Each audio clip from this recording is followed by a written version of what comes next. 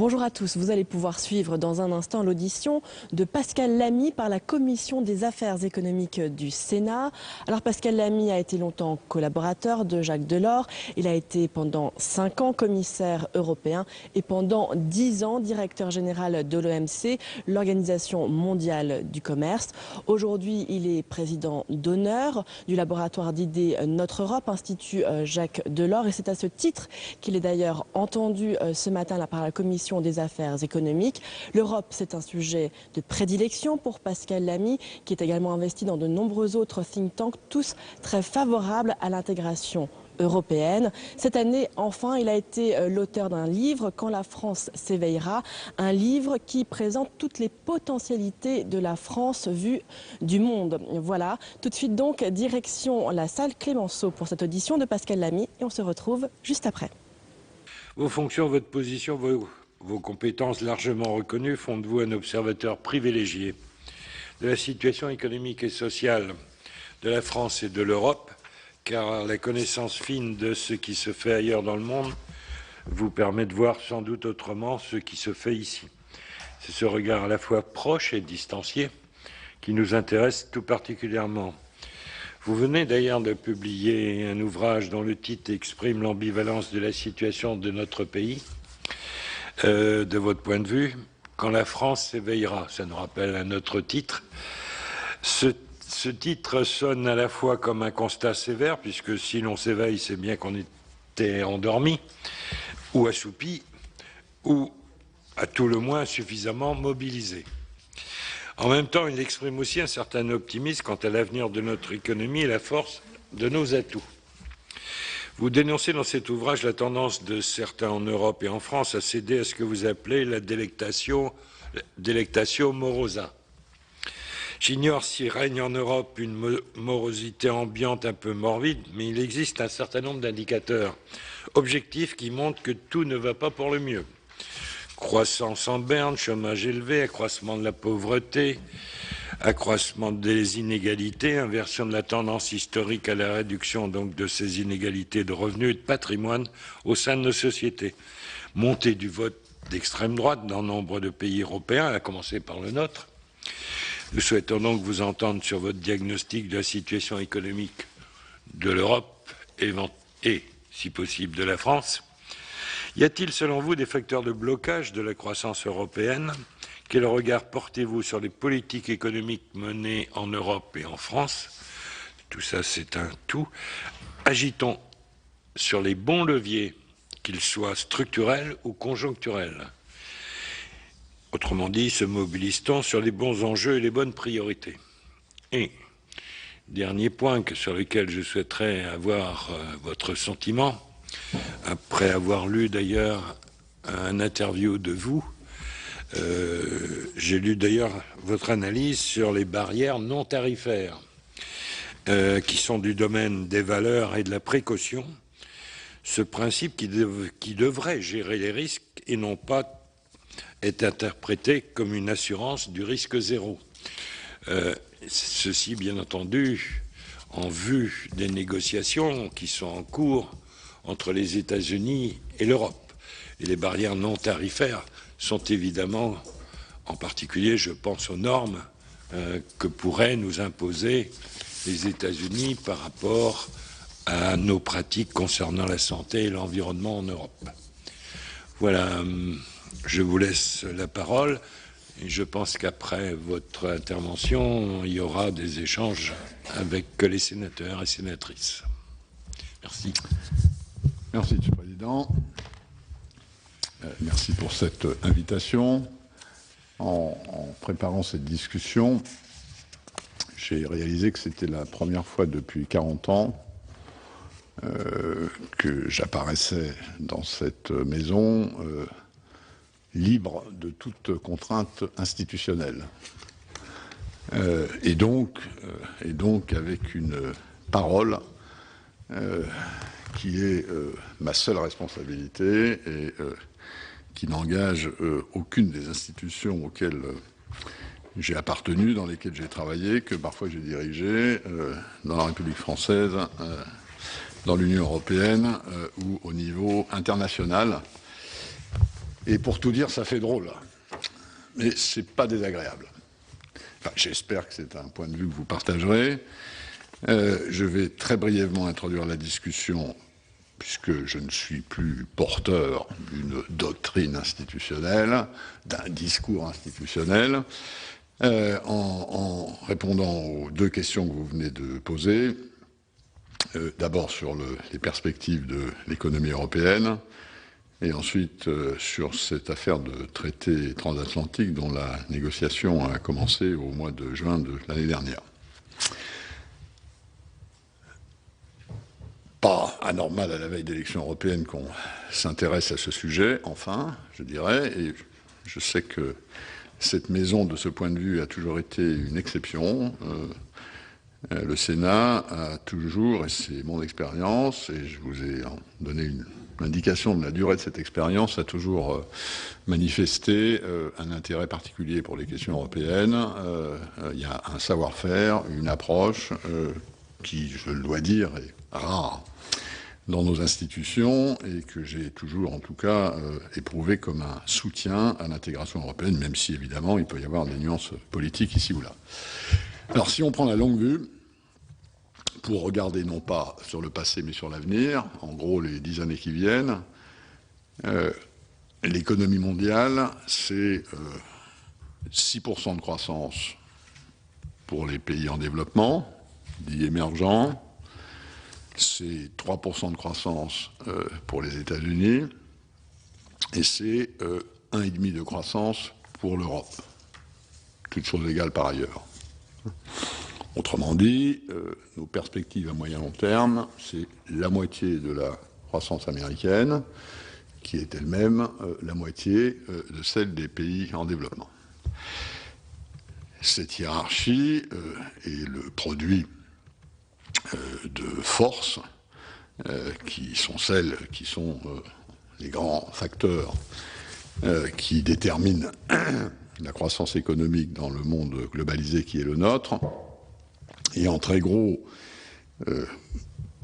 pourquoi ce 1,5% européen ?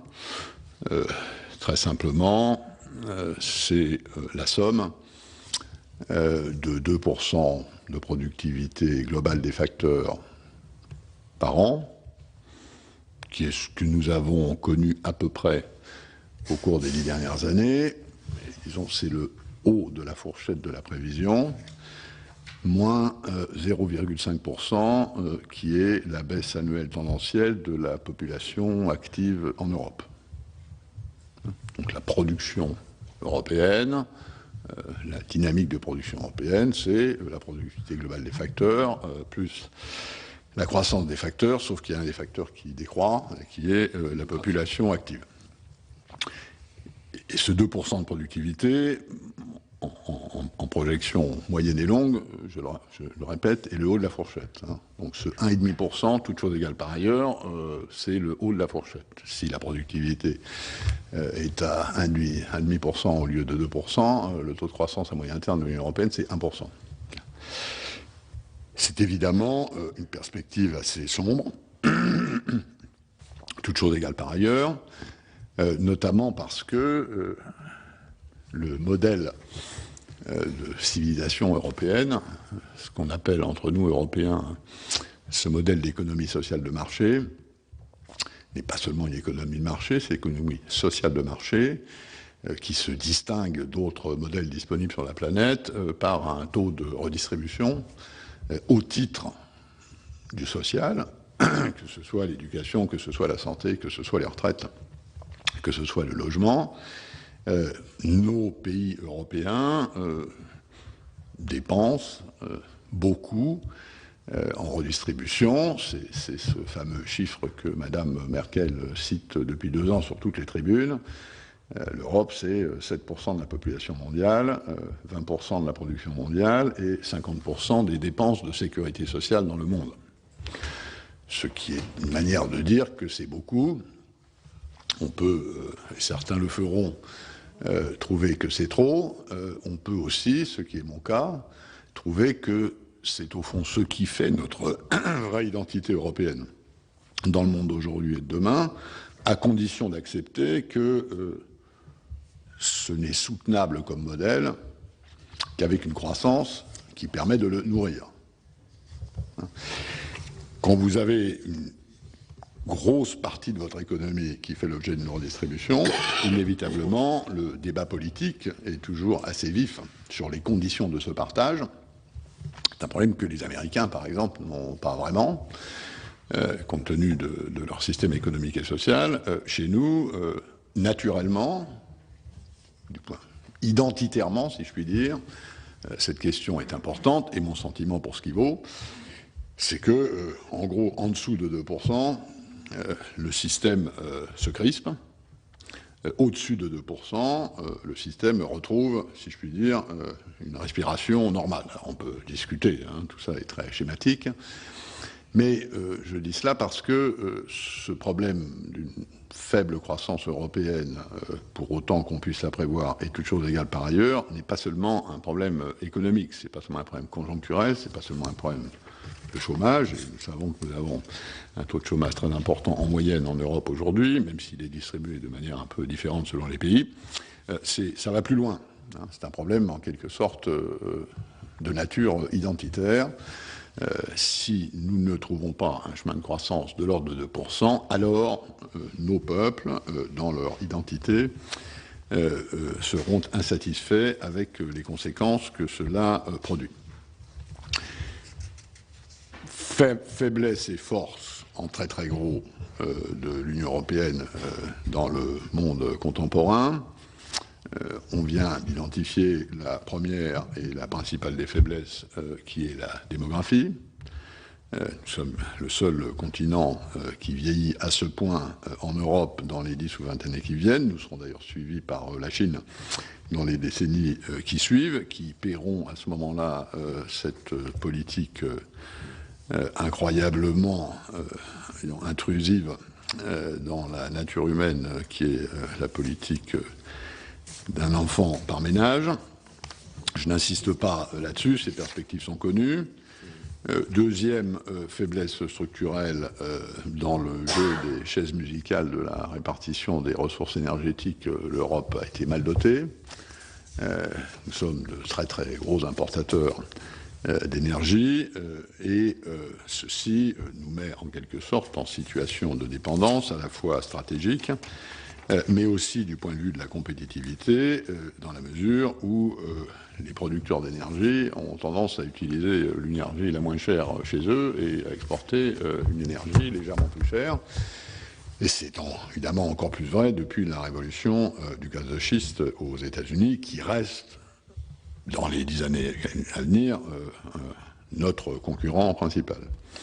Troisième ère de faiblesse, qui, elle, n'est pas structurelle, mais qui est malheureusement installée pour l'instant, qui est le rétrécissement de la part de la frontière technologique qui est occupée par les Européens dans le monde d'aujourd'hui. Il y a 20 ou 30 ans, l'Europe occupait, disons, à peu près 30% de la frontière technologique, les Américains entre 40 et 50%.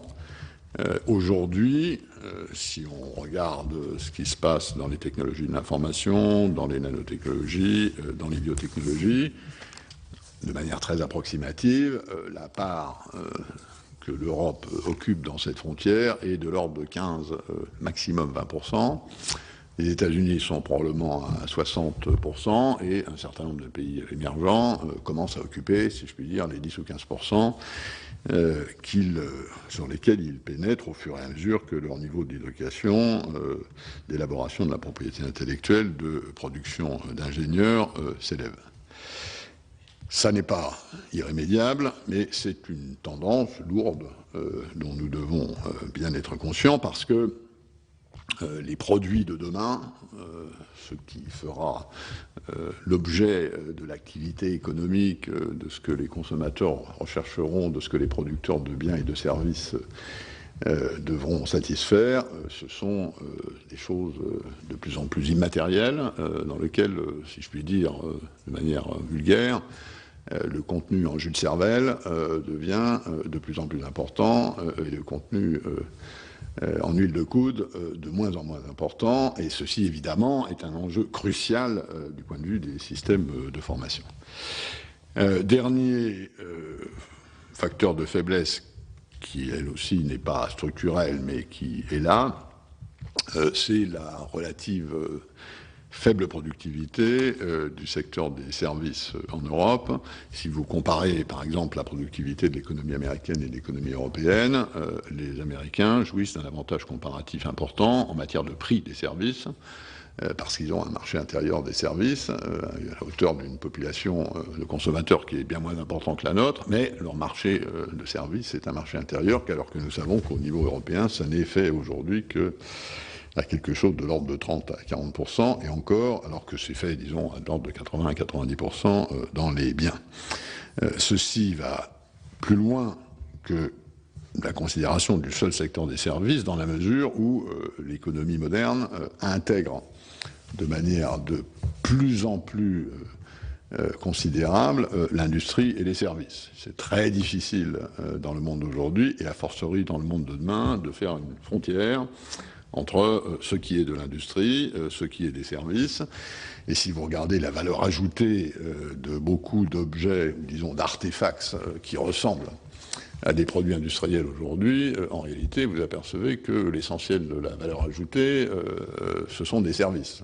Si vous prenez votre tablette ou le téléphone mobile avec lequel Marie-Noël est en train de consulter Internet, eh bien, si on prend ce petit objet, ça ressemble à un produit industriel.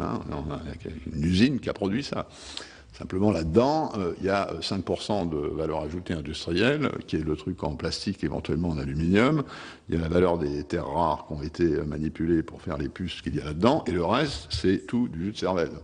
C'est des programmes, c'est des brevets, c'est du design, c'est de la distribution. Face à ça, où sont les forces ? Il y a une force essentielle, qui est celle que nous devons, nous, Européens, exploiter davantage, qui est notre masse, notre taille, qui est la largeur et la profondeur de notre marché, que ce soit dans la concurrence internationale ou que ce soit dans l'obtention des progrès de productivité qui sont disponibles. Alors, si je regarde, encore une fois, à un niveau très planétaire, cette masse, l'Europe l'utilise correctement dans ce qui est la gestion de la concurrence internationale. Au cours des 10 dernières années, les parts de marché internationales de l'Europe n'ont pratiquement pas bougé, alors que les États-Unis et celles des États-Unis et du Japon se sont très nettement effritées. Et donc, globalement, la gestion par l'Europe de sa relation avec l'économie internationale, la mesure dont elle respire avec cette économie en termes d'exportation et d'importation au niveau européen, est de bonne qualité. Par contre, c'est vrai que, comme je l'ai dit, il y a un problème de productivité qui est largement lié au marché intérieur des services. Donc ceci, en quelque sorte, nous donne, et de manière très schématique, nous donne une espèce de feuille de route. Dans ces cas-là, il faut combler ses faiblesses et exploiter ses atouts. Combler la faiblesse démographique, c'est pas commode. On connaît tous la solution historique. Elle est parfaitement disponible. C'est l'immigration. C'est toujours comme ça que ça s'est passé dans l'histoire, à ceci près que nous savons que ça se heurte à des réticences dont certaines sont culturelles et d'autres de nature plus politique. C'est évidemment la solution sur le plan théorique. Reste à effectivement mesurer la distance qu'il y a parfois entre la théorie et la faisabilité politique, mais il faudra de toute façon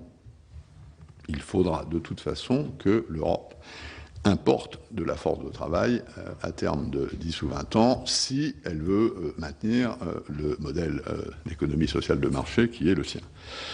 En matière d'énergie, on sait comment, disons, sur le plan théorique, remédier à un certain nombre de faiblesses de l'Europe. Ça s'appelle la transition énergétique, ça s'appelle les économies renouvelables, ça s'appelle l'efficacité énergétique. C'est d'ailleurs une des raisons pour lesquelles l'Europe, si je puis dire, est depuis longtemps à la pointe d'un certain nombre d'actions internationales en matière d'environnement, de changement climatique, d'émissions de gaz à effet de serre et d'économie d'énergie. Mais nous savons aussi qu'il reste énormément à faire, tant, si je puis dire, la notion de politique énergétique commune européenne est encore très, très fumeuse, et tant, disons, chacun des modèles nationaux, que ce soit le recours aux énergies fossiles par rapport aux renouvelables, que ce soit les problèmes de gestion des prix de cette énergie, que ce soit les problèmes de gestion de l'augmentation de l'efficacité énergétique, sont encore sur un spectre très très différent. Je n'insiste pas sur ce point qui est évident. Sur la frontière technologique, là aussi la solution théorique est assez bien connue, hein. Il faut investir dans l'avenir, et il faut investir dans l'avenir avec des tickets de plus en plus gros, tout en sachant que seulement une partie du ticket investi est porteur de découvertes, d'innovation, de développement sur les marchés, mais que vous regardiez l'industrie pharmaceutique, que vous regardiez les industries de l'industrie de l'information, que ce soit tout ce qui est autour de l'économie digitale, on voit bien qu'il n'y a plus pratiquement au niveau de la production finale, il n'y a plus que des éléphants qui ont bâti leur succès sur des visions, des recherches, mais avec des mises en capitaux pour ce qui est du système de production considérable. Et donc, ça veut dire que c'est aussi un domaine où, en théorie, nous pourrions bénéficier de notre effet d'échelle à condition de concentrer l'excellence et de ne pas la disperser.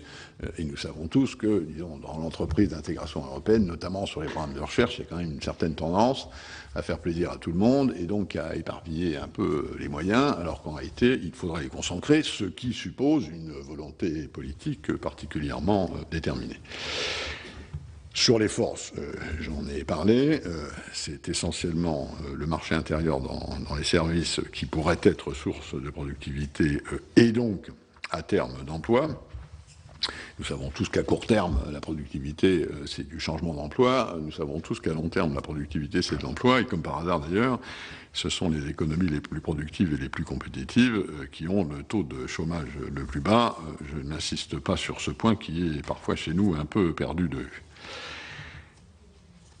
Donc là, je me suis limité au champ européen. Bien entendu, si on regarde, par exemple, les problèmes que la France a affrontés, hélas, depuis très longtemps, en matière de l'équilibre des finances publiques, en matière de chômage de masse, en matière d'érosion de la compétitivité, les 2/3 des solutions à ces questions ne sont pas d'ordre européen, hein, elles sont d'ordre national. La preuve d'ailleurs, c'est qu'à l'intérieur du même cadre, avec la même politique commerciale commune, avec les mêmes institutions, avec la même politique macroéconomique, pour autant qu'il y en ait une, il y a des performances très très différentes, à la fois sur les finances publiques, sur le chômage et sur la compétitivité. Donc ça nous dit que quand même l'essentiel, ça se passe au niveau domestique, au niveau national, mais évidemment, l'échelon européen peut être important en tant que catalyseur et en tant que niveau pertinent pour des économies d'échelle, qu'il s'agisse des investissements dans les infrastructures, qu'il s'agisse de la recherche et développement, qu'il s'agisse même de programmes comme ceux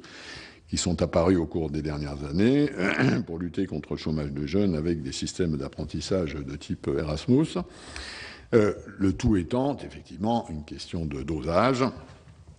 L'Europe passe par une phase de désendettement qui, à mon avis, était nécessaire. Je n'appelle pas cela de l'austérité, j'appelle ça du désendettement.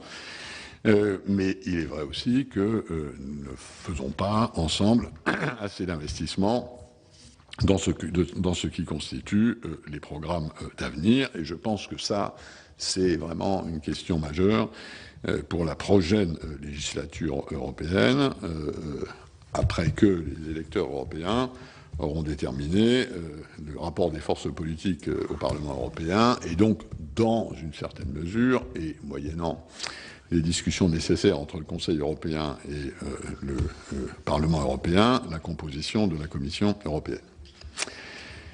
Donc voilà pour ce qui est de votre première question, Monsieur le Président. Sur le traité transatlantique, En un mot, et on pourra y revenir en fonction de vos questions,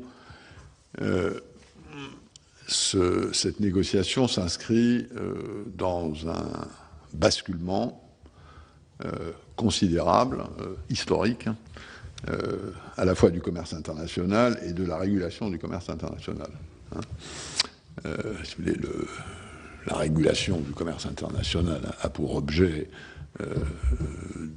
de réduire ou d'éliminer les obstacles aux échanges pour autant qu'ils soient illégitimes, ce qui suppose une définition consensuelle de ce que ça veut dire d'illégitime, mais disons, la base idéologique, et d'ailleurs celle ciment idéologique des membres de l'OMC, c'est que, en gros, l'ouverture des échanges, ça marche, parce que ça permet à chacun de faire davantage de ce en quoi il ou elle est bon, et de faire par les autres ce que, là où ils sont bons, vieille théorie toute simple, ricardienne, qui peut faire l'objet de modèles économiques très compliqués, mais disons qu'il se comprend assez bien.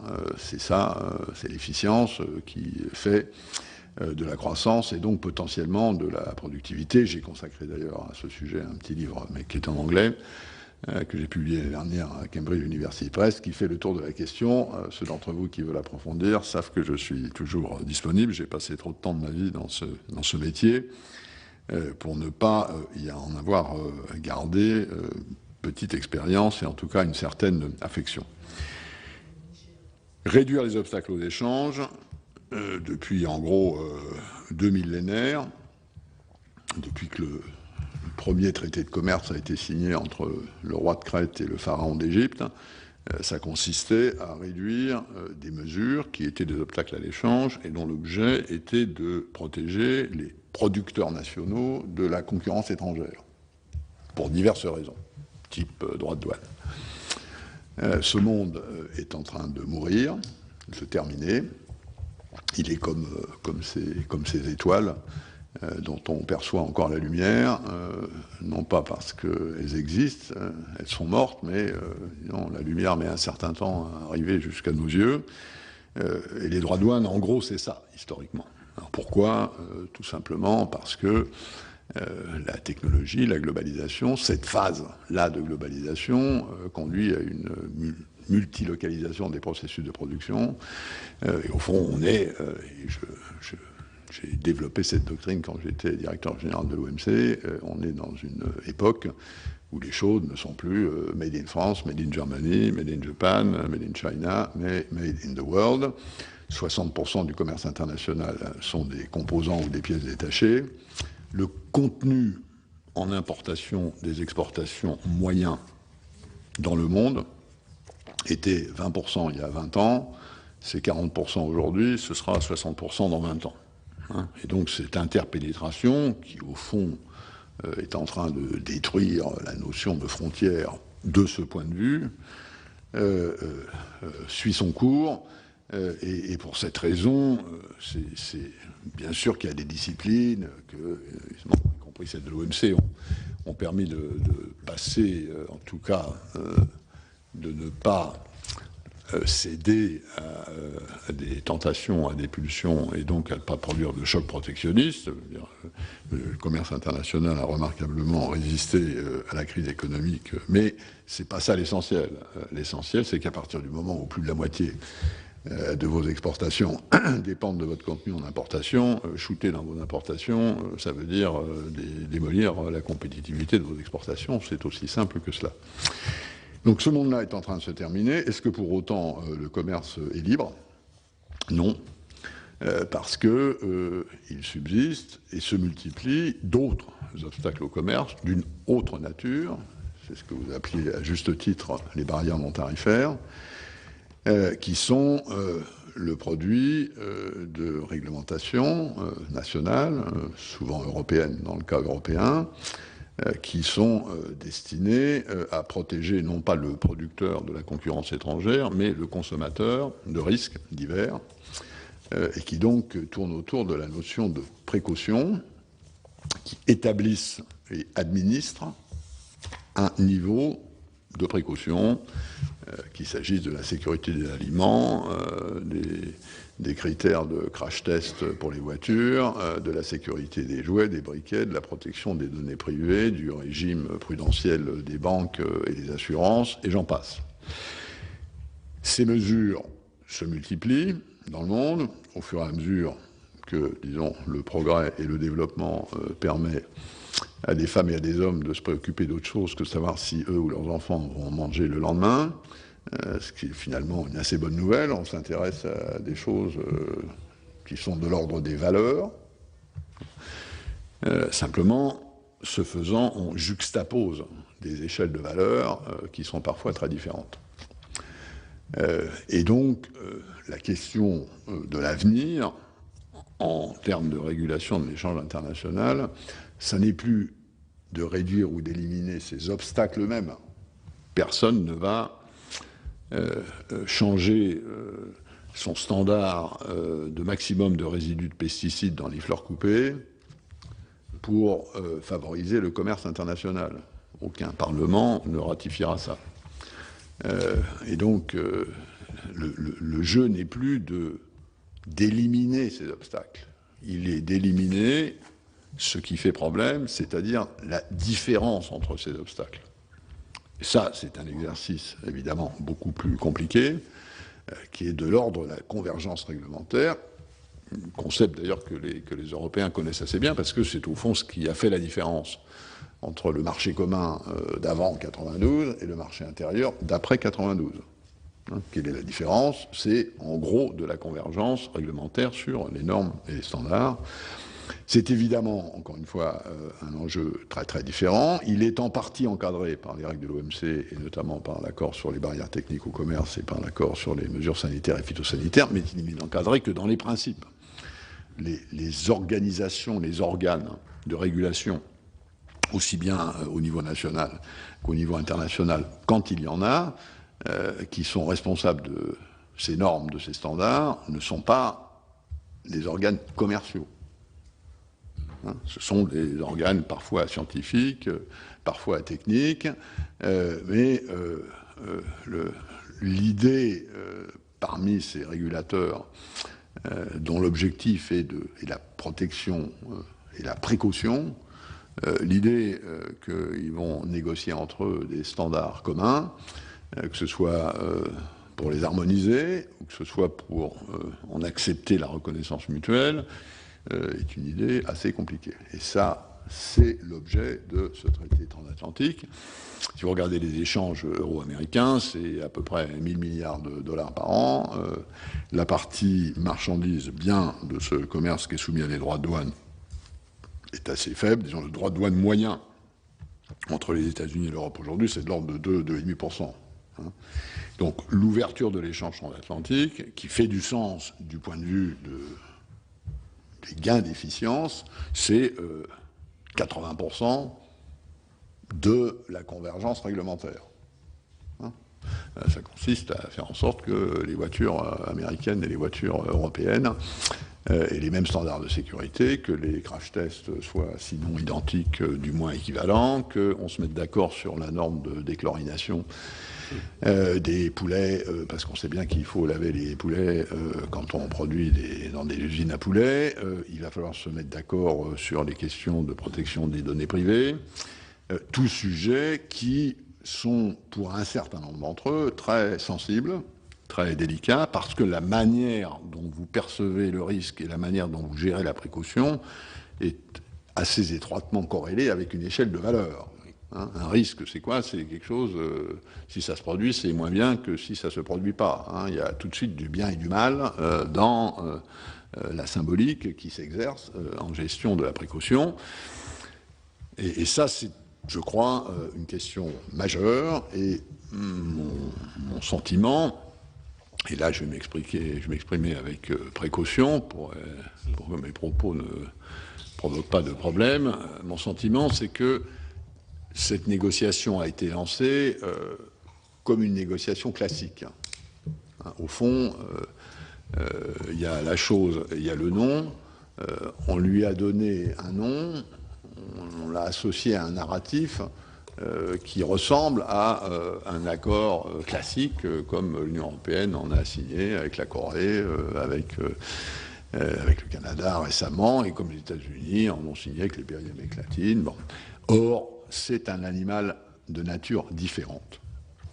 Et la différence de cette nature, à mon avis, mériterait d'être mieux expliquée, mieux soulignée, ne serait-ce que pour répondre à des questions légitimes, qui viennent d'ailleurs des deux côtés, comme par hasard, et qui consistent à se demander si une telle convergence va se faire au détriment de la précaution.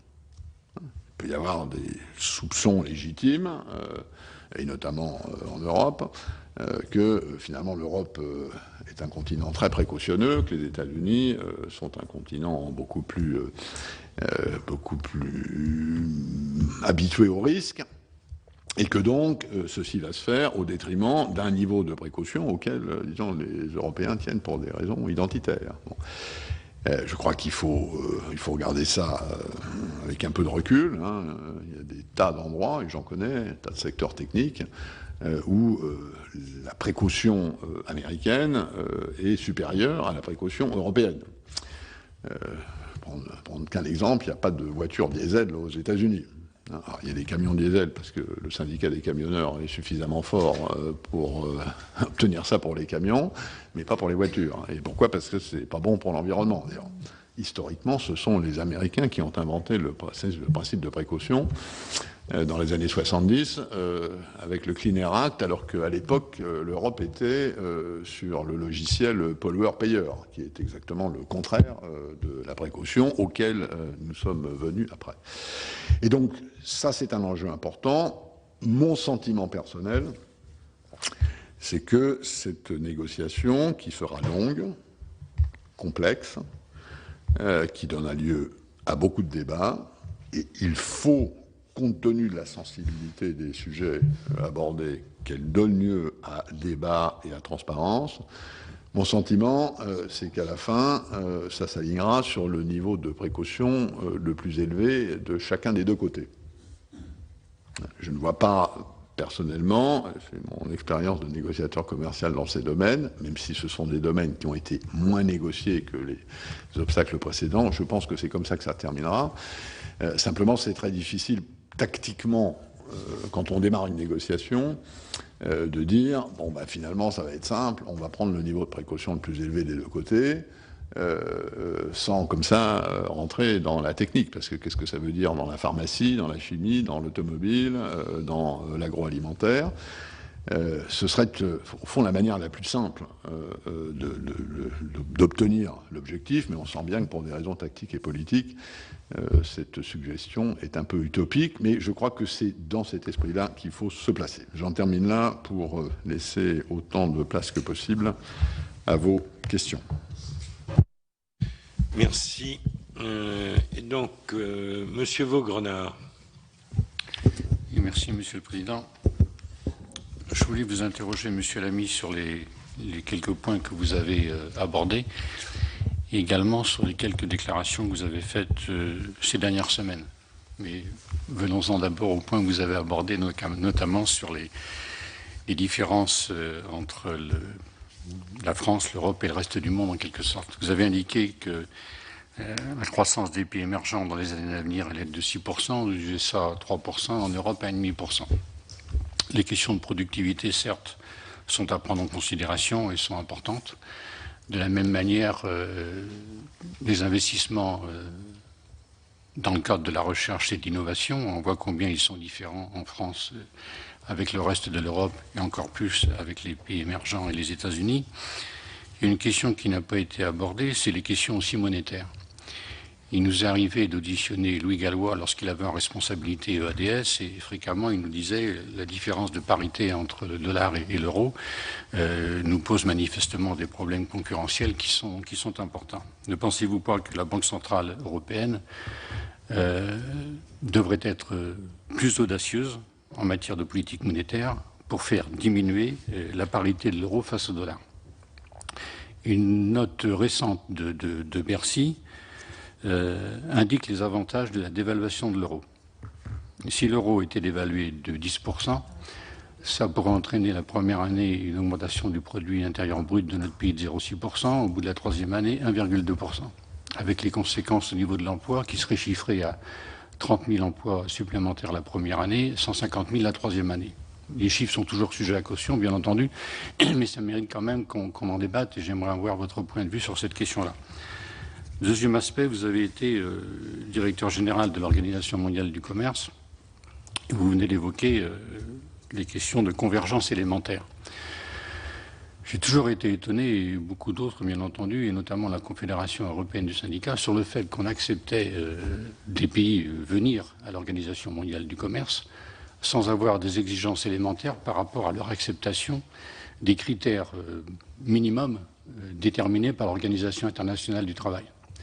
Ce qui manifestement a pour conséquence un dumping social évident, et c'était le sujet à l'ordre du jour de la Haute Assemblée hier, avec une concurrence déloyale qui va également dans le même sens. Donc j'ai toujours été surpris. Donc quels ont été les obstacles qui font qu'on ne peut pas exiger, on n'a pas exigé tout au moins les normes minimums imposées par l'Organisation internationale du travail avant d'accepter qu'un pays rejoigne l'Organisation mondiale du commerce avec les avantages manifestes que cela avait. Troisième point, Monsieur Lamy, je veux revenir sur les déclarations que vous avez faites dernièrement, indiquant notamment que il était peut-être utile de mettre en place un SMIC jeune et donc des petits boulots. Entre 2008 et 2011, en pleine période donc de crise économique, financière et sociale, dans notre pays, il faut savoir que 10% des plus pauvres ont vu leur pouvoir d'achat diminuer de 3,4% entre 2008 et 2011. Dans la même période, les 5% les plus fortunés de notre pays ont vu leur pouvoir d'achat croître de 3,5%. Je vais rappeler deux autres chiffres. 10% des plus riches aujourd'hui sur notre territoire accaparent 50% du patrimoine national. 50% des moins fortunés s'en partagent 7%. Donc la question, selon moi, qui se pose, c'est une question plus de redistribution, finalement, des richesses globales, des efforts partagés entre ceux qui ont la possibilité de faire des efforts, plutôt que de s'attaquer aux jeunes qui vont probablement être la génération de prix l'après-guerre qui risque de vivre moins bien que l'ensemble des générations qui les ont précédées. Et donc plutôt que de demander des efforts aux jeunes, je pense que d'abord il y a des efforts intergénérationnels qui iraient dans un sens opposé et que par ailleurs il y a bien d'autres efforts à faire que cela. Donc pour tout dire, et pour conclure, parce que je sens le président s'impatienter, je le comprends, je trouve, Monsieur Lamy, je le dis en toute courtoisie, vos déclarations sur cet aspect-là, je pense d'abord que c'est à l'évidence une mauvaise solution. Je trouve ces déclarations un peu iconoclastes et pour tout dire, et Laurence Parisot n'est pas considérée comme étant une affreuse gauchiste, elle-même disait, suite aux déclarations de M. Gattaz, que baisser le SMIC serait de l'esclavage. Donc voilà, à un moment où les profits et les augmentations des patrons du CAC 40 sont extrêmement sensibles dans cette période de crise, je trouve qu'il était inconvenant de faire ce genre de déclaration. Merci Yannick. Monsieur Bruno Retailleau. J'ai deux questions à vous poser. La première, ça concerne ce qu'on peut espérer en termes de croissance potentielle, parce qu'entre les lignes, vous nous avez donné la définition de ce qu'on appelle la croissance potentielle, c'est-à-dire le produit de la démographie active et avec le progrès, autrement dit, de façon plus technocratique, la productivité globale des facteurs, ce qu'on appelle dans le langage courant le progrès. Et quand on a, et on fait en France, le produit de ces deux données, on n'obtient pas le chiffre que vous annoncez européen. On obtient moins de 1%. On obtient moins de 1%. C'est à peu près le consensus des économistes. Donc on est loin des chiffres même que vous sembliez annoncer pour différentes raisons, mais je vous pose cette question. Est-ce que vous pensez vraiment que la croissance potentielle est à 1,5 pour la France pour les 2 ou 3 prochaines années, ou est-ce que la croissance potentielle est plutôt à 1, voire 0,8 ou 0,9%? C'est important pour un certain nombre de débats que nous avons, et notamment pour la fameuse trajectoire budgétaire. La deuxième question, vous appartenez donc à ces hauts fonctionnaires qui ont sillonné le monde. la France, sans doute, était un peu lointaine dans vos préoccupations du village global. Vous avez sûrement lu le dernier livre d'Hubert Védrine, vous voyez, je choisis mes auteurs, et Hubert Védrine dit à un moment donné, il ne faudrait pas que l'Europe devienne l'idiot du village global. Bon. D'ailleurs, cette question rejoint un peu la question sur l'aspect monétaire que Yannick Vaugrenard a appelé. Il y a quand même ce qui me choque, bien sûr, les théories pour tous ceux qui ont fait et qui se passionnent toujours pour la science économique, on connaît hein, les théories ricardiennes, mais on sait aussi que entre la théorie et la pratique, il y a parfois des béances, il y a des souffrances, et on doit observer que mettre en concurrence directe des populations où les enfants travaillent, où on a un quasi-esclavage, avec des populations de travailleurs où on a intégré, Dieu merci, un haut niveau de protection sociale, un haut niveau de protection environnementale, ça peut peut-être marcher en théorie, mais vous avez en pratique d'énormes clashs. Alors moi je suis parfaitement d'accord avec vous sur le fait que la multiplication des échanges internationaux, je suis passionné par le numérique, donc je sais très bien que ça crée plus d'interdépendance. Et je suis pour cette interdépendance. Mais il faut aussi réintroduire un peu de concret, un peu de réel. Parce qu'on n'est pas dans un village virtuel. Et je pense que quand, par exemple, on essaie de faire des efforts, c'est plutôt positif d'ailleurs, globalement, pour réduire le coût du travail en France. Mais qu'en même temps, avec le yen renminbi, qui est une monnaie très sous-évaluée, que le dollar est aussi une monnaie très sous-évaluée, à quoi servent nos efforts? Alors, évidemment, dans la zone euro, ça peut fonctionner, mais au-delà, il y a cet aspect. On a tous encore à l'esprit ce qui s'est passé pour le photovoltaïque, où l'Europe, franchement, vis-à-vis de la Chine, a capitulé. On a monté les muscles, mais on a capitulé. Bon, bref, on sait aussi sur le dernier Farm Bill américain, où la façon d'aider les agriculteurs désormais passe par des régimes assurantiels que nous n'avons pas face aux aléas climatiques, qui sont un des grands changements mondiaux aujourd'hui. Lisez dans le Monde d'hier ce qui se passe en Floride, mais ce qui peut se passer en Vendée avec Xynthia, c'est la même chose. On sait ce qui se passe d'un bout à l'autre du monde finalement.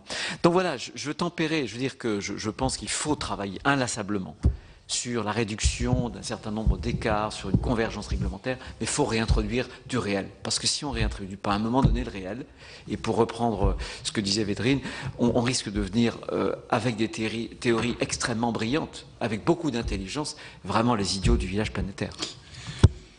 Merci. Marie-Noëlle Lienemann. Plusieurs réactions. La première réaction, c'est quel bilan peut-on tirer du grand mouvement de libéralisation mondiale?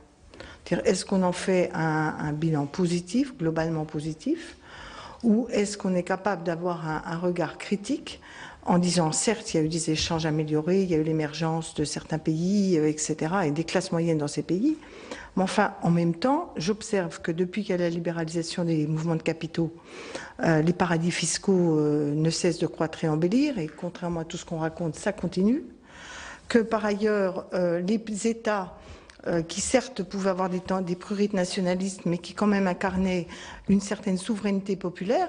Nous sommes des républicains, nous croyons à la souveraineté populaire, qu'elle soit française, européenne, mondiale, enfin, on pense que c'est quand même les peuples qui déterminent leur destin, et ben c'est fini, puisque les multinationales n'ont vu leur pouvoir que se diviser, que les normes internes qu'elles mettent sont parfois plus importantes que les normes édictées par les puissances publiques. Donc par rapport à cela, moi je constate quand même que le bilan de cette libéralisation généralisée n'est pas positif. Les inégalités se sont accrues au sein des grands pays et parfois au sein des grandes zones comme l'Europe. Et je ne vois pas ce qui va inverser la donne, même si je vois avec bonheur que les Chinois font des grèves pour avoir de la sécurité sociale, etc. Mais enfin, avant que le dernier des Chinois et des mecs de l'AFCI ait obtenu tenu un minimum de règles sociales, on a le temps d'avoir perdu toutes les nôtres, quoi, hein. Donc, il y a ce problème. Donc, moi, je pense que le concept de juste échange qui doit être porté au niveau mondial doit trouver des formes de concrétisation rapides. Parce qu'on ne peut pas nier que les tendances nationalistes se développent partout, en Inde, en Chine, en Russie, en Europe. Et moi, je veux bien votre vision idyllique, mais il y a des chocs de l'histoire qui souvent viennent en écho d'une incapacité à régler des choses économiques. Deuxièmement, l'Europe. Alors moi, il se trouve que, vous le savez, depuis les années 80, je suis de près ces affaires et je suis une Européenne convaincue. Force est de constater que plus le temps passe, plus je suis déçue. Et plus je considère qu'on m'a menti. J'ai écouté le livre blanc de Jacques Delors. Chaque fois, on nous promettait des millions d'emplois, que plus on libéralisait, tout ça allait aller très bien. Puis alors, quand ça ne va pas bien, parce que le chômage augmente, que les inégalités entre pays du Nord, du Sud, etc. se développent, on dit on n'y va pas encore assez. C'est parce qu'on n'a pas été au bout de la libéralisation que tout ça ne marche pas. Et vous étonnez après que les peuples ne soient pas motivés sur les élections européennes et qu'ils ne croient plus, mais absolument plus, dans les discours qu'on leur vend sur l'Europe. Donc, par exemple, vous déclarez c'est un problème national parce qu'il y a des pays qui s'en tirent bien et d'autres qui s'en tirent mal. Eh oui, sauf que le cadre qui a été fixé, il est favorable à certains et défavorable à d'autres. Alors certes, la France aurait dû réagir avec beaucoup plus de véhémence sur, par exemple, le système des aides publiques pour les entreprises. Mais tout a été fait pour que la France, qui était historiquement, et c'est là où l'Europe, il y a la domination d'un certain nombre de cultures au détriment d'autres, qu'on a laissé faire. Le génie français, historiquement, c'est quand même du capital public, des aides publiques, un lien entre l'innovation individuelle, la PME, les secteurs industriels, le capitalisme familial et le capitalisme public. Et c'est pas pour faire du Montebourg, mais depuis Colbert plus De Gaulle, plus Mitterrand, et puis vous prenez les sondages, aujourd'hui, 80% des Français voudraient qu'on renationalise Alstom. Alors moi, je veux bien qu'on soit qu'un pays de crétins qui n'a rien compris au libéralisme, mais on sait très bien que chaque peuple a son génie. Et on a expliqué en Europe que le génie français était disqualifié parce que l'idéologie dominante, c'était le libéralisme généralisé et pas d'aide publique. Je ne dis pas qu'il fallait garder les mêmes nationalisations, etc. Mais il fallait nous laisser l'espace d'une mutation. Non, suppression des aides publiques, privatisation, et les pans entiers de l'industrie disparaissent. Et après, on dit « Ah, les Allemands sont géniaux ». Forcément, le système est construit pour eux. L'Eurofort les favorise. Bon, donc, moi, je veux bien ça. Je constate que les autres pays d'Europe du Sud sont dans une situation, il n'y a pas que nous les brels. Hein. C'est pas parce qu'il y a le soleil au sud qu'on est crétin et qu'au nord, parce qu'ils ont froid, ils sont intelligents. Parce que je crois que là, ce n'est pas cela. Donc, moi, ce que je vois, c'est quand vous parlez de la démographie, par exemple, quand vous dites il faut de l'immigration, je suis pour l'immigration. Je pense qu'un pays qui ne s'émigre plus, ne respire plus. Mais vous dites il va bien falloir des forces de travail. Mais est-ce que la première priorité, ce ne serait pas de dire que le plein emploi est un objectif numéro 1 des Européens et qu'on se donne les moyens? Et que force est de constater que les méthodes qui ont jusqu'à présent été mises en œuvre n'ont pas permis le plein emploi. Je sais bien que les chômeurs sont tous des feignants, qu'on n'est que des crétins en France, mais enfin, il me semble quand même qu'il y a un problème sur... Dernière chose, intuitivement, le modèle que vous prenez, celui des libéraux, c'est chacun va faire ce qu'il est capable de faire. Alors j'attends avant que le Niger se développe. Hein. Les gars, alors heureusement, ils ont de l'uranium et autres, mais je ne crois pas à cela. Je crois à l'écosystème humain. Je ne crois pas qu'il y a, dans une société, on ne doit faire que sur quoi on est bon pour faire. On a besoin qu'il y en ait qui soient moins bons autour de soi. Parce que c'est aussi ça qui crée de l'innovation. Quand vous parlez de la crise de l'innovation, Et je ne suis pas d'accord avec Guillaume Sarkozy, vous le savez bien, qui est le patron historique, qui était à l'époque le patron du textile. Mais quand ils ont expliqué, les industriels français du textile, que quand on allait délocaliser le textile, une part de l'innovation allait partir. Pourquoi? Parce qu'on ne sait pas, quand on innove, si on va innover sur la fibre, sur la manière de tisser, sur la manière de traiter le tissu, comment on introduit dans des choses vieilles comme le monde des modernités totales. Et quand on perd la diversité de ce tissu-là, on perd les capacités d'innovation. Ou alors on fait ce qu'on fait en France, c'est-à-dire de la recherche fondamentale, et après, quand il s'agit de penser comment tout ça peut rentrer dans l'innovation, on n'y arrive pas. Donc le modèle de société qui vise à spécialiser les gens là où ils sont bons, et surtout là où, comme me disait ma collègue à droite tout à l'heure en discutant, là où ils sont le moins chers, eh ben, est un modèle suicidaire parce qu'il ne correspond pas à l'écosystème humain. Voilà. Donc moi, je pense que quand même la remise en cause de cette mondialisation et de cette Europe telle qu'elle est, les Français l'ont exprimé. À chaque fois qu'on leur donne la parole, ils votent non au traité contre le libre-échange. 88% sont contre le TAFTA. Monsieur Arthuis, qui est quand même un libéral, dit lui-même, et je termine là-dessus, quand on dit l'Europe, elle est unie quand il s'agit d'aller vers le libéralisme, mais pas unie quand il s'agit de défendre l'intérêt du dernier, des plus faibles des Européens. Parce que dans l'accord transatlantique, les études de la Commission européenne montrent que certains secteurs vont être favorisés et d'autres défavorisés. Et devinez quels sont les secteurs qui vont être favorisés? La machine-outil allemande. Et quels sont les secteurs qui vont être défavorisés? L'agroalimentaire et l'agriculture française. Alors moi, je veux bien que ce soit l'intérêt général de l'Europe, mais il n'y a pas d'intérêt général de l'Europe qui sacrifie un bout de l'Europe au profit d'une autre. Merci. Il nous reste encore 3 demandes de parole après les 2 interventions relativement longues. Monsieur Lenoir. Bien, Monsieur le Président, c'est une invitation à ce que je sois plus court. Bien, je vais essayer de vous satisfaire. C'est que pour vous, c'est un exercice. Écoutez, de temps en temps, il faut faire des efforts. Bien, Monsieur Lamy, je voudrais d'abord vous poser 2 questions qui sont en fait des questions que beaucoup se posent autour de nous. Est-ce que vous pouvez confirmer qu'au fond, on est entré dans une phase de désindustrialisation de la France? Beaucoup de personnes autour de nous nous disent mais nos industries sont en train de partir. Et, ce que disait Marie-Noëlle Lienemann est tout à fait juste. Quand on visite des ateliers industriels, pas forcément de très grands ateliers, on s'intéresse aux machines-outils qui sont utilisées. D'où viennent-elles? On pose toujours la question. Bon, rarement la France, vous me direz, plan machine-outil, ça remonte à déjà quelques dizaines d'années, on s'y est cassé les dents. Mais est-ce que vous n'avez pas le sentiment quand même qu'aujourd'hui, on est en train de faire ce que les Britanniques ont connu il y a déjà pas mal d'années? Bon, au fond, l'industrie s'en va au bénéfice du développement des services sans pour autant compenser, bien sûr, les emplois qui sont détruits. Et puis, de toute façon, est-ce qu'un pays comme le nôtre n'a pas besoin d'un outil productif, que ce soit d'ailleurs dans le domaine agricole ou dans le domaine industriel? Bref, est-ce que cette désindustrialisation est pour vous une évidence? Est-ce qu'elle est fatale? Quels sont les remèdes? Une deuxième question que je me pose, j'ai eu l'occasion, lorsque j'étais député, de participer à plusieurs sommets de l'OMC. Vous étiez vous-même commissaire européen, je me souviens de Seattle, et je me souviens également de Doha.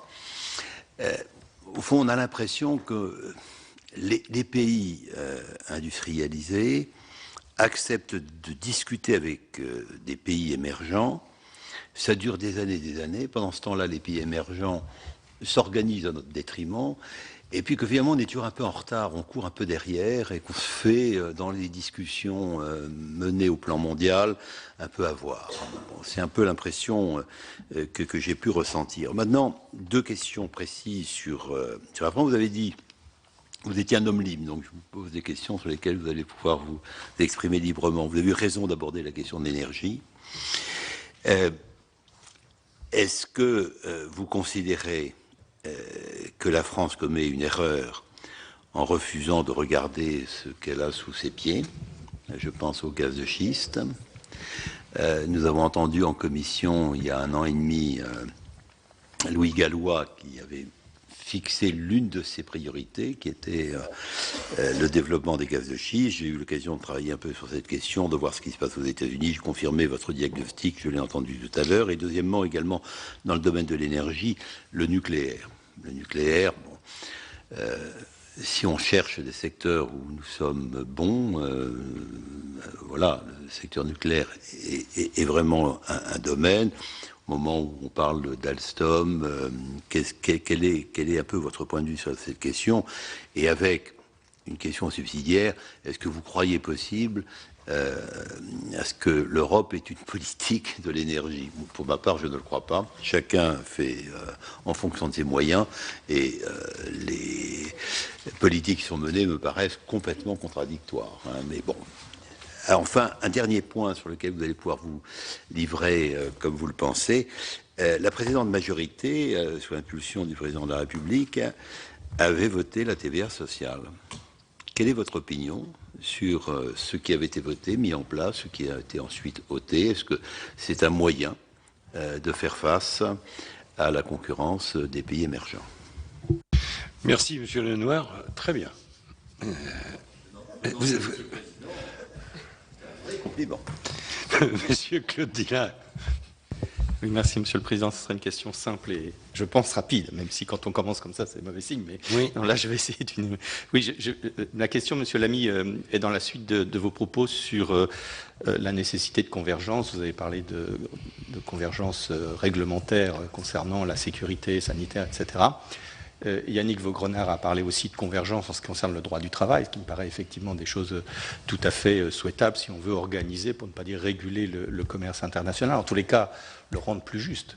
Est-ce que vous pensez que le moment n'est pas venu de s'occuper aussi des atteintes graves à l'environnement? Car là aussi, ça peut provoquer des distorsions de concurrence. Je suis pas tout à fait...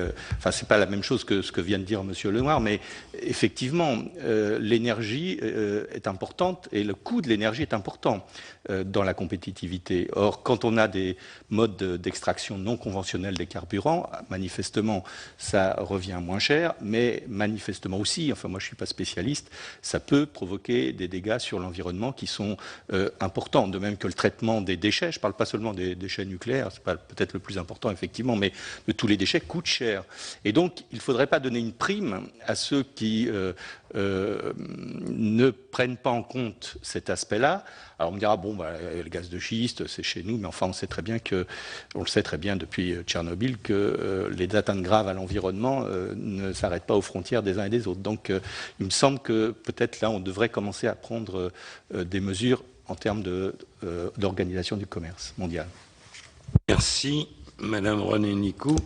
Oui, je serai brève aussi, mais je voulais aborder la question de la législation et des législations qui font partie des discussions sur l'accord de partenariat transatlantique. Il est question que ces législations en vigueur des deux côtés de l'Atlantique se pillent aux normes du libre-échange et que lorsqu'il y a une entrave ou lorsqu'il y a une directive prise par un gouvernement, une réglementation qui viendrait entraver le bon fonctionnement d'une entreprise ou limiter ses gains, la législation en vigueur permettrait d'obtenir des compensations de la part de ces gouvernements.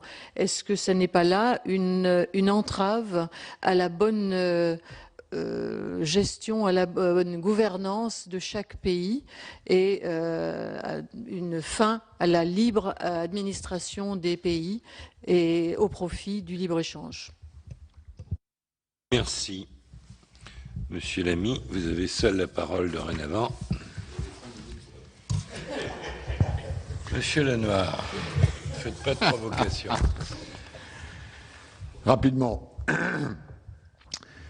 sur la question de la monnaie, je n'ai pas, à la différence de ce que je dirais tout à l'heure sur le gaz de schiste, la même position que Louis Gallois. Ces affaires de taux de change doivent être regardées avec les bons chiffres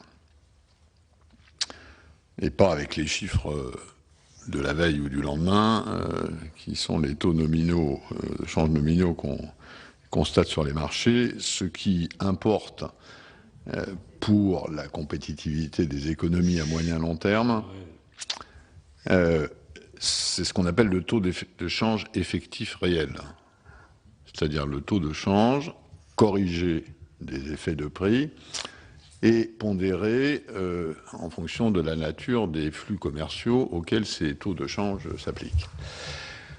Donc c'est ça le bon chiffre qu'il faut regarder. C'est quelque chose qu'on ne fait, hélas, pas souvent. Et si vous regardez le taux d'échange effectif réel euro-dollar, il est stable sur 20 ou 30 ans.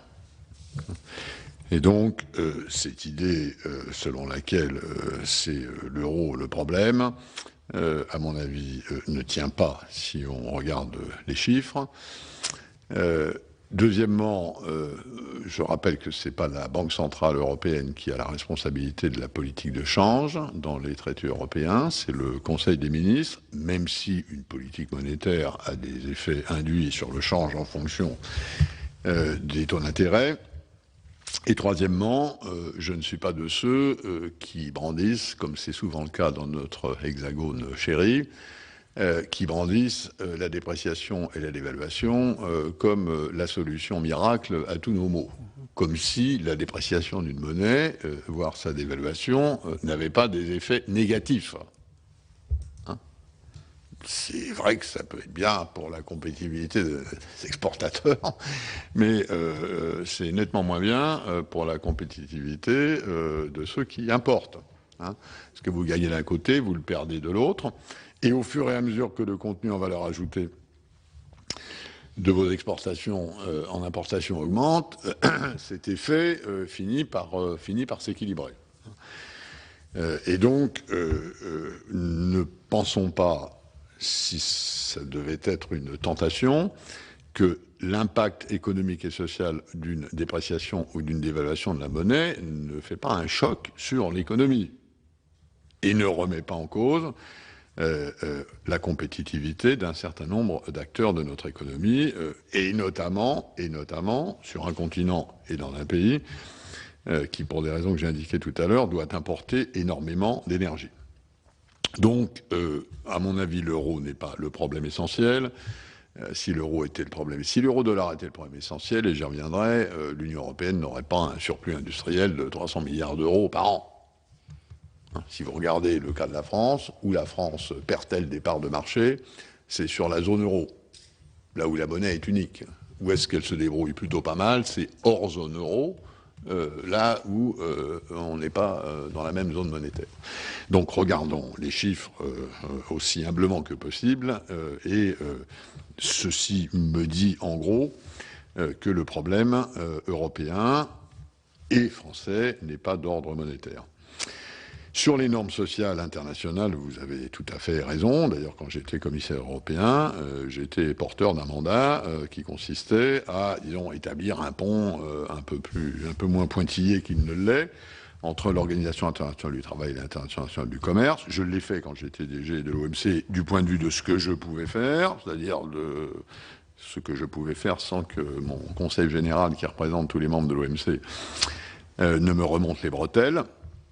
La vérité toute crue, c'est que le système international est ainsi fait que les États décident à l'OMC les critères de la régulation du commerce international et ils décident à l'OIT les critères de la régulation des standards sociaux.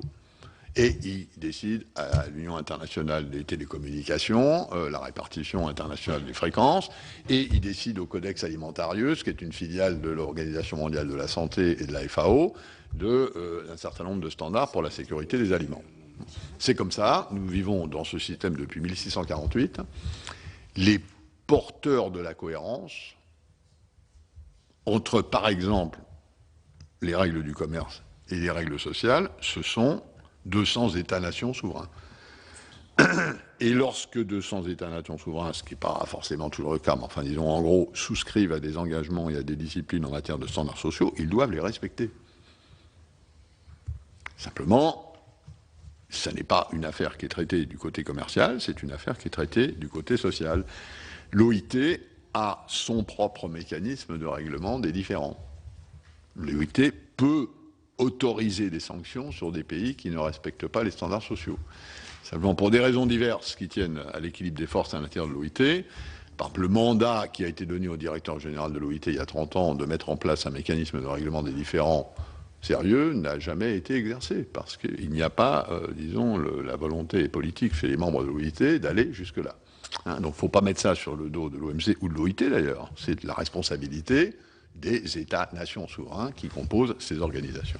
Ce que peuvent faire les exécutifs, et je crois que j'y ai participé et que c'est reconnu, y compris par un certain nombre de forces syndicales mondiales, j'ai été le premier à bâtir des ponts à peu près sérieux sur le plan des études, sur le plan du travail commun entre l'OMC et l'OIT, mais disons dans la limite de ce que les Indiens d'un côté et les Américains de l'autre côté considéraient devait être la ligne jaune. Sur les petits boulots, je n'y reviens pas, je répète que je suis un homme libre et que mes propos n'engagent que moi, et donc j'espère que ça limite la portée de ces propos, mais en même temps, parce que je suis libre, je dis ce que je pense. Et pour moi, il ne s'agit pas de demander des efforts aux jeunes en termes d'augmentation des inégalités, il s'agit de trouver du boulot pour les jeunes. Point barre. Je n'aurais jamais dit ce que j'ai dit si on avait un taux de chômage des jeunes de 5 ou de 10%, comme en Suisse ou en Allemagne. Jamais je n'aurais dit ça. À 25% de chômage des jeunes, je pense que nous sommes dans une zone rouge. Et que quand on est dans une zone rouge, il faut remettre en cause quelques lignes jaunes. Hein, c'est aussi simple que ça. Je ne vous demande pas de partager ce point de vue. Je vous explique simplement l'indignation qui est la mienne quand je vois que mon pays tolère 25% de chômage des jeunes. Voilà, c'est une indignation. J'ai participé au gouvernement de la République, comme vous le savez, dans les années 80 à 85, aux côtés de Jacques Delors. À l'époque, le problème de la France, c'était l'inflation. J'étais, et je reste, membre du Parti socialiste. L'indexation des salaires était une conquête sociale. Je me suis battu avec, du côté des salariés, quand j'ai même été syndicaliste à un moment. Je trouvais à l'époque que l'indexation des salaires était une conquête sociale qui permettait de préserver le pouvoir d'achat des salariés. Jusqu'au jour où on a eu une inflation de 15% et où on s'est aperçu que ça ne pouvait pas tenir. Qu'est-ce qu'on a fait? On a un gouvernement de gauche, le premier depuis très longtemps dans la République française, a remis en cause l'indexation des salaires sur les prix. On a remis en cause une conquête sociale au bénéfice des salariés. Les salariés ont bénéficié de la désindexation des salaires sur les prix. Et de temps en temps, il faut accepter, à mon avis, d'envisager les choses sous un autre angle, parce que sinon, on reste encalaminé. Chez moi, en Normandie, je connais des gamins qui ont 15 ans et dont les parents n'ont jamais eu de boulot. Hein, et ça, pour moi, c'est l'horreur. L'horreur. Hein, et je pense que, je ne dis pas que c'est une solution miracle, je ne dis pas que c'est quelque chose d'éternel, mais je pense que la priorité, c'est d'ailleurs ce qu'ont fait beaucoup d'autres pays. Regardons un peu ce que font les autres. Regardons pourquoi chez eux, le taux de chômage des jeunes est moins fort que chez nous. Acceptons de temps en temps que malgré le génie français de Marie-Noël, auquel je vais revenir bien entendu, que malgré le génie français, il y a des pays qui ont connu des problèmes similaires aux nôtres et qui ont trouvé des solutions. Hein, donc la question, c'est pas est-ce qu'il y a des solutions? Oui, il y a des solutions. La question, c'est pourquoi on ne s'engage pas dans ces solutions. Mais encore une fois, c'est quelque chose que je ressens fortement, et sans doute, effectivement, la pratique que j'ai eue, qui consiste à regarder comment font les autres, m'a sûrement imbibé davantage. Sur le cas français, population, productivité, disons, taux de croissance potentiel de la France, effectivement, la mauvaise nouvelle, c'est que vous avez probablement raison, dans le cas français, on est probablement un peu au-dessous de ce potentiel européen. La bonne nouvelle, c'est que la raison pour laquelle on est un peu au-dessous n'est pas d'ordre démographique, au contraire. De ce point de vue-là, on se présente plutôt bien, c'est du côté de la productivité. Bon. Or, la productivité, ça se change mieux, plus vite et plus facilement que la démographie. Bon. Mais ça, c'est la bonne nouvelle, parce qu'on a une faiblesse là où, d'un certain point de vue, le potentiel d'action est le plus fort. Bon, moi, quand je suis dans une situation comme ça, je suis content. Hein, voilà. Bon, alors, j'y viens. Mais disons, c'est vraiment une affaire de productivité. Hein, et de compétitivité prix et de compétitivité hors prix. Et nous savons ce qu'il en est. Gallois a tout dit et très bien sur cette question. Et si ça ne suffit pas, il suffit de prendre ce que le commissariat général au plan et à la stratégie écrit, qui à mon avis est de très bonne qualité, y compris sur des points sur lesquels je ne suis pas forcément d'accord. Bien. Donc là, il y a une opportunité pour la France. Hein, le fait que son potentiel soit plus bas, si on regarde les raisons pour lesquelles il est plus bas, alors ce n'est pas forcément une mauvaise nouvelle. Sur l'idiot du village global, je ne partage pas le point de vue de Hubert, qui le sait d'ailleurs depuis longtemps sur les questions européennes. Hubert est un eurosceptique de talent. Je suis un poste national poussif. C'est comme ça. Nous en débattons sur diverses tribunes. Il se trouve que son bouquin est sorti 3 semaines avant le mien. On part à peu près du même endroit, on arrive à peu près au même endroit. Simplement, c'est vrai que l'itinéraire entre les deux n'est pas forcément le même. Aucun chiffre ne vient à l'appui de cette légende française, ou disons, que partagent certains chez nous, selon laquelle l'Europe sera l'idiot du village global. Aucun chiffre. Un idiot du village global qui a 300 milliards d'euros d'excédent industriel, moi je veux bien être idiot tous les jours à ce prix-là. Hein, ça ne fait pas de sens. Toutes les analyses qui ont été faites de la politique commerciale de l'Union européenne, et l'Union européenne, comme d'autres, doit passer chez le docteur OMC une fois tous les 2-3 ans pour un check-up complet, qui fait l'objet d'un rapport public avec des chiffres publics et une discussion publique. L'Europe ne se protège ni mieux ni moins bien que des animaux comparables. Il n'y a aucune faiblesse structurelle dans la politique commerciale de l'Union. Donc cette idée, pour moi d'ailleurs, elle est très révélatrice de cette capacité que nous avons de temps en temps à nous auto-flageller, à dire vraiment, on est vraiment très mauvais, on est les idiots du village global. Forcément, c'est pas comme ça qu'on mobilise les troupes, et je pense que c'est une erreur factuelle, et de temps en temps, il faut regarder les faits, et pas seulement les idées, les doctrines, les discours, ça ne correspond pas à la réalité. Sur la Chine, est-ce que le renminbi est sous-évalué? Non, il ne l'est plus. Hein, c'est ce que nous dit le FMI, qui est disons, le grand arbitre des beautés en matière de taux de change. Le FMI, le renminbi, en taux de change constant effectif réel, s'est réévalué de 25% au cours des 10 dernières années.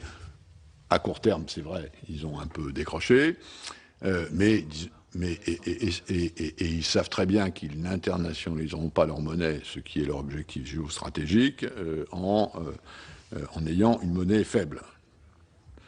Il est vrai que le compte de capital de la Chine n'est pas libéralisé. Il n'y a pas besoin d'être libéralisé, d'avoir un compte de capital libéralisé pour appartenir au FMI, aussi étrange que ça puisse paraître d'ailleurs. C'est comme ça, les règles internationales sont ce qu'elles sont. Aussi longtemps qu'on ne les change pas, elles sont ce qu'elles sont. Quant aux salaires chinois, c'est vrai qu'ils augmentent de 15% par an, et Marie-Noël a raison de dire que la bonne nouvelle, de temps en temps, c'est que les Chinois font grève.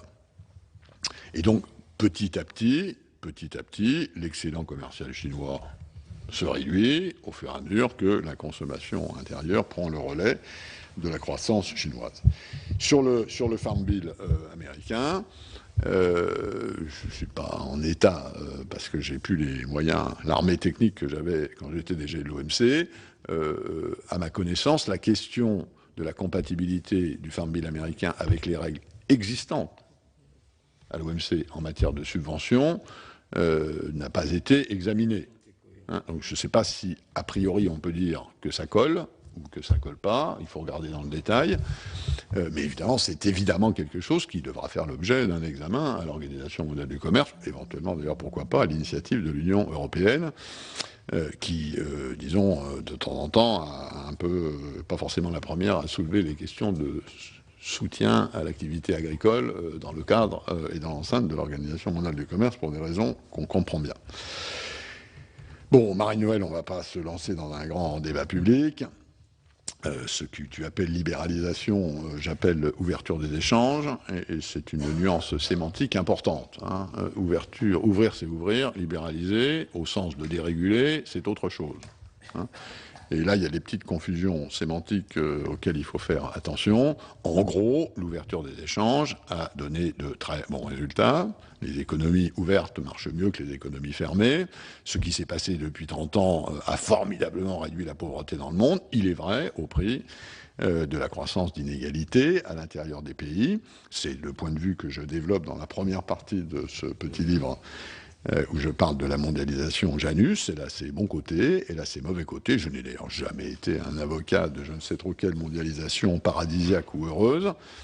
Il y a des forces en sens contraire, il y a des courants, il y a des vents, et puis il faut savoir les prendre. À la fin du fin, c'est une décision humaine. Il n'y a pas de facilité. Et donc, il est vrai que le rapport entre, disons, l'économie, les marchés et les sociétés, et notamment les sociétés politiques, est remis en cause par cette phase-là de globalisation, comme il l'a d'ailleurs été par les phases de globalisation précédentes. Il y a un sujet difficile d'articulation de désencastrement, comme disait Polanyi, entre l'économie et la société au niveau mondial. Je suis de ceux qui pensent qu'il y a des solutions à ce problème, et notamment que les systèmes qui offrent davantage de solidarité sociale que les autres sont meilleurs pour traiter cette question. Ce n'est pas un hasard si les pays les plus compétitifs sur cette planète sur le moyen long terme sont ceux qui ont des systèmes sociaux les plus sophistiqués. Il y a d'autres facteurs qui interviennent, mais celui-là intervient certainement. Quant au juste échange, 100 fois pour, comme je l'écris d'ailleurs dans ce petit livre, à une condition, c'est que les partenaires à l'échange se mettent d'accord sur ce qui est juste. Ce qui, en gros, nous ramène à la case départ. Hein. C'est un concept formidable, sauf que si on doit discuter tous les deux de ce qu'est le juste échange, il faudra commencer par se mettre d'accord sur ce qui est juste, ce qui suppose, d'un certain point de vue, le problème résolu. Et donc, on n'en est pas là. Quant au raisonnement sur l'Europe, cadre favorable aux autres et pas à nous, typique de cette auto-flagellation française qui consiste à penser qu'on est des mauvais, qu'on est des médiocres, qu'on se fait avoir par les autres, et quand c'est pas la Chine, c'est l'Allemagne, et quand c'est pas l'Allemagne, c'est Bruxelles, et quand c'est pas Bruxelles, c'est les immigrés, et quand c'est pas les immigrés, c'est les Arabes. Il y a toujours une raison extérieure à nos problèmes.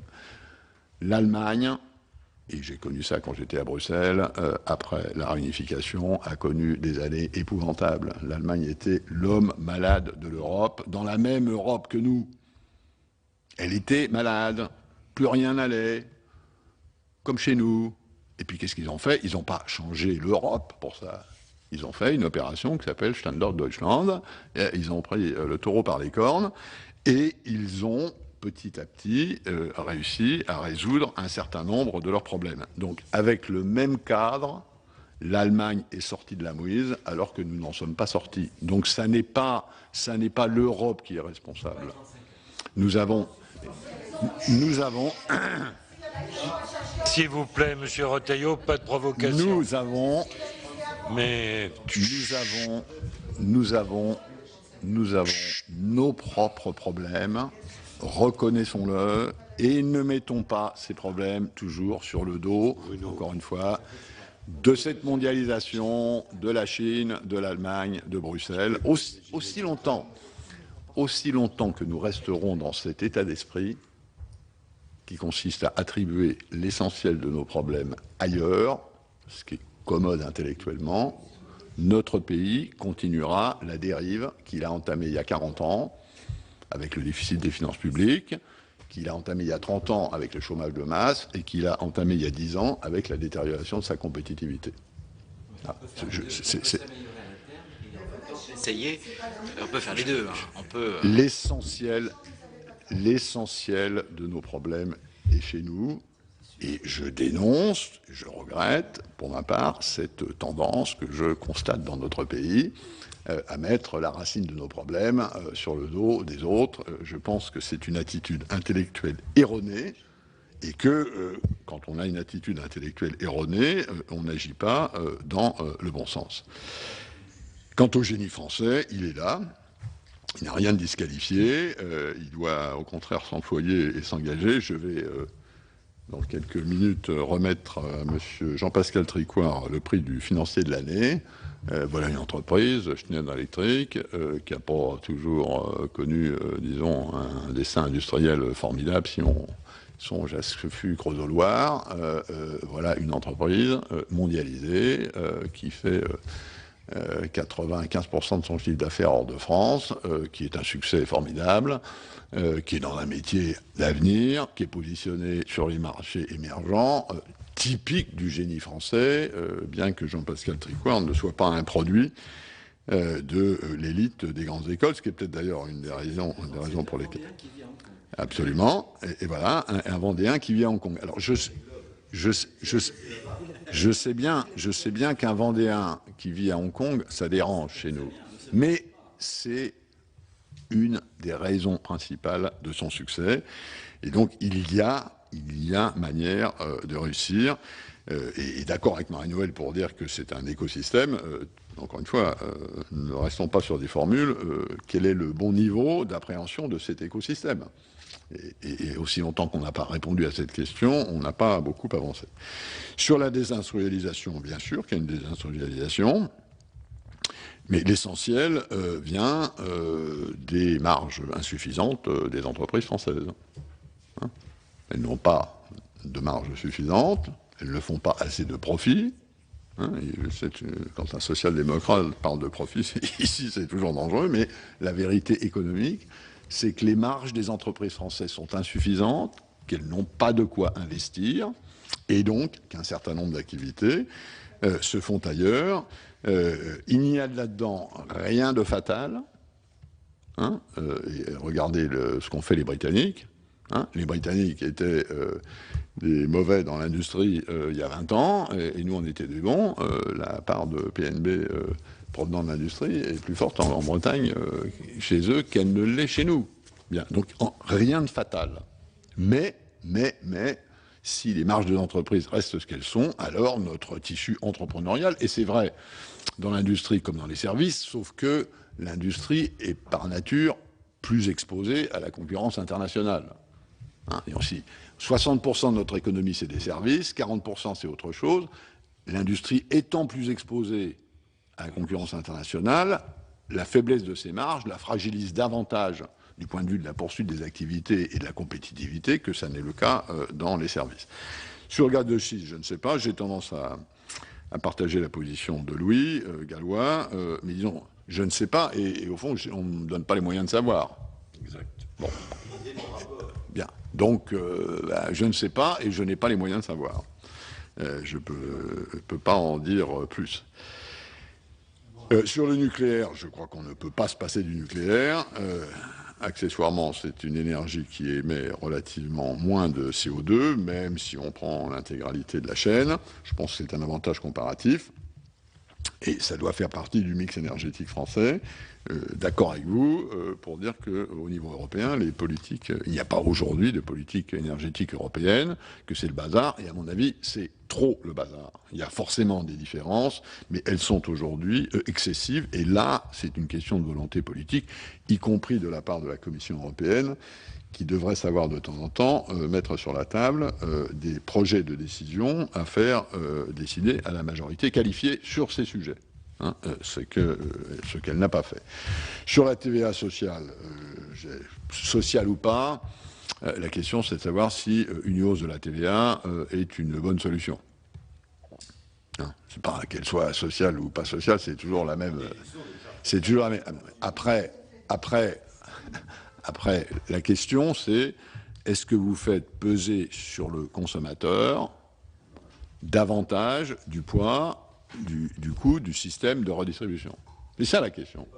Bien. Hein, le consommateur va payer la TVA. Hein, on va pas me dire que c'est pas le consommateur qui paye la TVA. Ah non, mais le consommateur va payer davantage de TVA.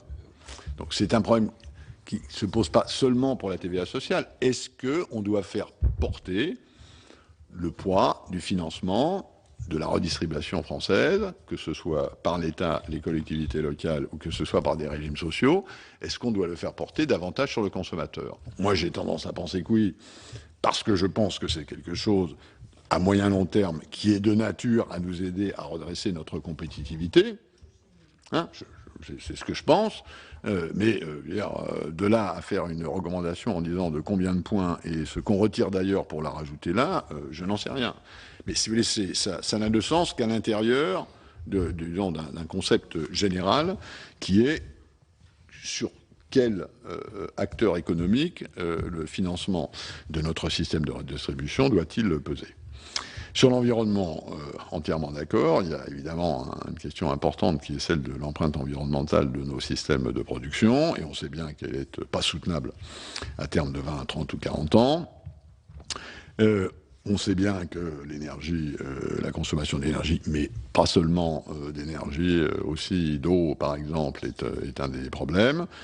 Et ça, c'est soit vous régulez ça de manière multilatérale, c'est le sens des négociations internationales sur le changement climatique qui piétinent depuis 12 ou 20 ans, soit vous le réglez de manière unilatérale, du type je prends une mesure à la frontière qui est destinée à équilibrer l'empreinte carbone de mes importations avec l'empreinte carbone de ma production domestique. Bon. Dans le cas européen, malheureusement, ça ne marche pas. Pour une raison simple, c'est que l'empreinte carbone des exportations européennes est plus mauvaise que celle des importations européennes. Contrairement à ce que beaucoup de gens pensent, l'Europe, globalement, est spécialisée dans le commerce international, dans des industries, dans des secteurs qui sont très carbonés. On a parlé de la machine-outil 2 fois ce matin, en voilà un excellent exemple. Il n'y a pas plus carboné qu'une machine-outil. Même chose pour l'automobile, même chose pour les aciers spéciaux. Et donc, si vous faites le bilan commerce extérieur européen en termes de carbone et que vous allez dans cette direction, en gros, la seule conclusion logique que vous pouvez tirer, c'est que vous devez subventionner les importations européennes, ce qui est assez contre-intuitif. Bon, mais encore une fois, pour aller dans cette direction, il faut regarder les chiffres de temps en temps et savoir où on met les pieds. La voie royale reste une solution globale et j'espère qu'on finira par la trouver sans jeu de mots. Madame Nicou, bon, sur les négociations transatlantiques, je crois que, disons, j'ai expliqué en gros quel était le contexte. Hein. Il s'agit de négocier de la convergence réglementaire, avec toutes les difficultés que ça présente et toutes les opportunités que ça présente. Sur l'affaire du mécanisme de règlement des différends, qui est effectivement sur la table de la négociation, à la demande des Américains, qui est ce qu'on appelle Investor to State Dispute Settlement, qui est un système de règlement de contentieux qui permet, contrairement à ce qui se passe par exemple à l'OMC, ou conformément à ce qui se passe à l'intérieur des pays, à une entreprise d'attaquer un souverain lorsque l'entreprise considère que le non-respect par ce souverain des dispositions de l'accord crée un dommage au détriment de l'entreprise. Donc une procédure spéciale que les Américains, en général, mettent dans leurs traités bilatéraux.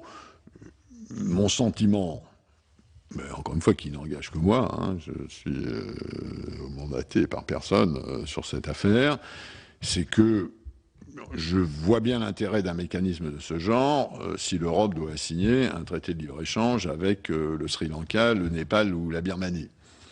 Parce que je n'aurais pas forcément tendance à faire confiance à la justice birmane, népalaise ou sri-lankaise si je suis investisseur là-bas et que j'ai un sérieux problème. Donc l'idée d'avoir un dispositif juridictionnel séparé me paraît, disons, assez justifiée. Si je suis investisseur et que je veux que s'il y a un contentieux sur mes activités et mon investissement, ce soit fait selon les règles normales du droit. Bon. Dans le cas euro-américain, j'ai tendance à penser que, même s'il est compliqué, le système judiciaire, juridique américain est en gros de qualité standard, et que le système européen judiciaire est en gros de qualité standard. Les entreprises européennes peuvent attaquer le gouvernement américain sur l'espace américain. Les entreprises américaines peuvent attaquer les gouvernements, enfin disons les entités souveraines européennes sur l'espace européen. Donc, a priori, je ne vois pas, disons, l'utilité. Je ne vois pas l'utilité, a priori, je ne vois pas l'utilité d'un mécanisme de ce genre. Hein, autrement dit, je pense que les Européens peuvent faire confiance à la justice américaine s'il y a un litige, et que les Américains peuvent faire confiance à la justice européenne. Elles ont bonne réputation, elles sont parfois un peu compliquées, mais elles n'ont en tout cas pas la réputation de prendre des décisions dans le sens de celui qui donne la plus grosse enveloppe. Donc voilà ma position sur ce sujet. Merci. Je vous remercie d'avoir passé plus d'1 heure et demie avec nous et permettre ces échanges en tous les cas, même si sur un certain nombre de points nous avons, j'ai bien compris, quelques différences d'approche. C'est toujours intéressant d'avoir le point de vue dit complémentaire. Marie-Noël s'est enrichie ce matin, je suis persuadé. Donc, conforté. Surprise. Bien, je vous remercie. Le chômage des jeunes, c'est un chiffre sur les jeunes sur le marché. Si tu rapportes à la classe d'âge, tu te rendras compte que le chômage des jeunes en France est plutôt dans la moyenne basse de l'Union européenne, parce que nous avons beaucoup de gens scolarisés longtemps. Alors après, on peut dire, est-ce qu'ils sont tous bien scolarisés ou ils font Non, mais je m'excuse, mais c'est plutôt quand même positif que le niveau scolaire des trucs. Je ne veux pas dire que le chômage des jeunes n'est pas un problème. Ah bon, mais... au moins sur ce point, on est d'accord. Et j'espère qu'on est d'accord sur le fait que c'est un énorme problème. Oui. Bien sûr, mais je ne crois absolument pas à la solution. Non, mais la théorie que la France serait complètement en déflagration par rapport aux autres, Marie-Noël. Je compare aux autres, c'est tout.